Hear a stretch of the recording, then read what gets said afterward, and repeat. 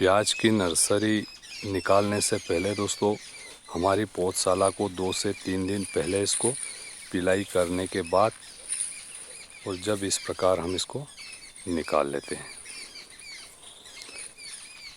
दोस्तों ध्यान रखें ज़्यादा गीला ना रहे पौधशाला में और अच्छे से जो है जड़ पूरी जो है जड़ सहित जो है उसकी पौध हमारी निकलनी चाहिए। तो दोस्तों पौधशाला से हमें पौध निकालने से पहले विशेष करके यही ध्यान रखना है कि हमारी पौधशाला जो है अच्छी बराबर रहे।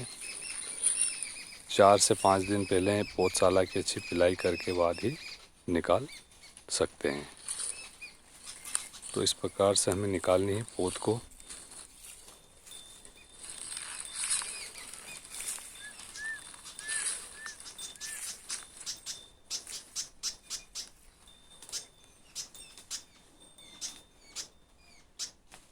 दूसरा यह है दोस्तों कि पौध का जो ऊपरी सिरा रहता है हमारा रोप का, उसको जो है ऊपर से कटाई करनी होगी।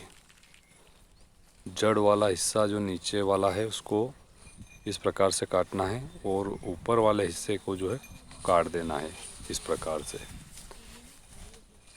तो इसमें जो है हमारा प्याज का जो पौध लगेगा वो झुकेगा नहीं और सही तरीके से हम इसको लगा सकते हैं। तो दूसरा इस प्रकार का हमें ध्यान रखना है, प्याज लगाते समय पौधशाला में से प्याज के जो है इस प्रकार से कटाई कर लेनी है। ये तैयार है खेत में पौध लगाने के लिए।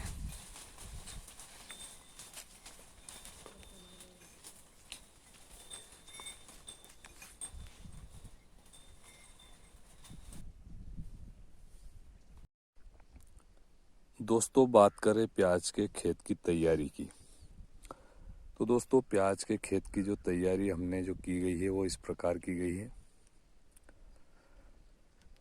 दोस्तों पूरी क्यारियां जो बना दी गई है खेत की और इसको जो बारीक रोटावेटर की सहायता से सारे डिल्ले बरोबर करके क्यारियां बना दी गई है। अब इसकी बात करें दोस्तों शुरुआती अवस्था में प्याज की के खेत में जो खाद की, तो दोस्तों सुपर खाद जो रहता है वो इसमें डाल दिया गया है, आप देख सकते हैं। दोस्तों इसकी गहरी जुताई की गई थी खेत की, 2 से 3 बार गहरी जुताई हमें कर लेनी चाहिए खेत में जब भी हम प्याज लगाते हैं उससे पहले। तो दोस्तों 2 से 3 गहरी जुताई के बाद खेत में जो है रोटावेटर चला के जो है खेत को बारीक किया गया और फिर इसमें क्यारियाँ बना दी गई हैं। दोस्तों क्यारियाँ बनाने के बाद में हमें जो शुरुआती अवस्था में अगर खाद की बात करूँ तो इसमें गोबर की जो खाद रहती है, सड़ी हुई पशुओं की जैविक खाद जिसको बोल सकते हैं, तो वो इसमें डाली गई है। दोस्तों अगर हम जैविक खाद डाल देते हैं तो इसके बाद में हमने इसमें सुपर खाद जो रहता है अपना सुपर जो खेतान है या दूसरा खाद भी रहता है वो भी हम डाल सकते हैं। तो इसमें सुपर खाद डाल दिया। दोस्तों प्याज चोपते वक्त बहुत सारे किसान भाई NPK 12-32-16 का भी यूज़ करते हैं, तो वो भी कर सकते हैं। लेकिन दोस्तों बहुत सारे किसान भाई इसमें पोटास भी डालते हैं प्याज चौपाई के समय।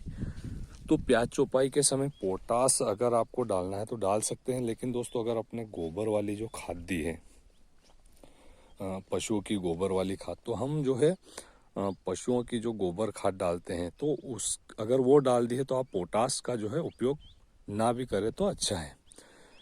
क्योंकि दोस्तों पोटास की मात्रा जो गोबर वाली जो खाद रहती है उसमें काफ़ी मानी जाती है, इसलिए जो है दोस्तों गोबर की खाद अगर आपने दी तो पोटास डालने की आपको ज़रूरत नहीं है।